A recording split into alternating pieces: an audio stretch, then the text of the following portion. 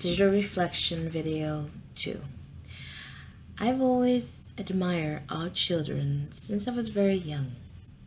My experience with special needs started when I was about 15 or so. My aunt had a beautiful baby girl, and unfortunately, tragedy changed our family forever.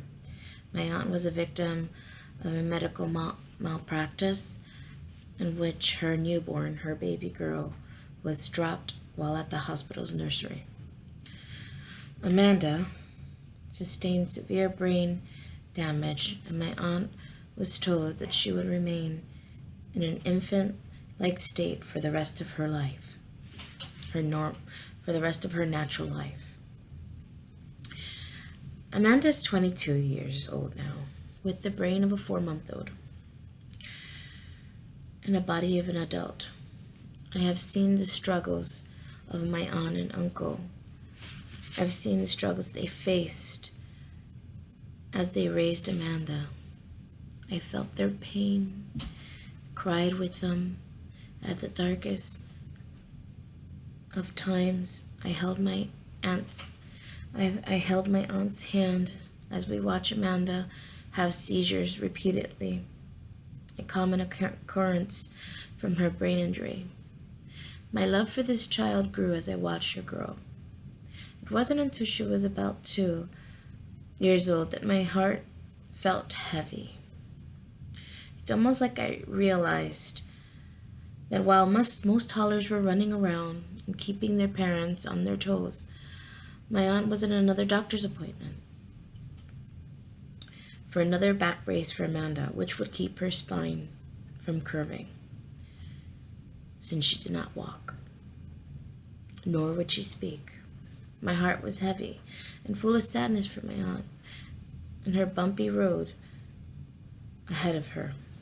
However, through it all, she was strong, and she continues to be very strong and a brave woman, and I admire her, and I always will. I also have a lot of experience working directly with children with special needs. One specific child that I worked with had SM, which stands for Smith-Magenis syndrome. It's a very rare disorder, developmental disorder that affects many parts of the body. It is caused by a particular genetic change on chromosome 17. Some of the characteristics of this disorder is self-bodily harm, behavior disorders. They do have a wonderful, admiring personality, very people-friendly, and I learned a lot working with Sienna. She changed my life, and I was really deeply touched by her. The struggles that her parents went through was amazing, and they actually started a foundation. It's called PRISM. If you look it up online, you can learn more about it. There was no information about this disorder at all, so her mom, along with another mom that she reached out with, became advocates, and they have since built a very strong community to help other families that are going through what they went through, and so they can have the support they need and the answers. They have a research and they fund studies. I've also worked with a couple of children in the spectrum, and I really enjoy working with them and helping them reach their educational goals.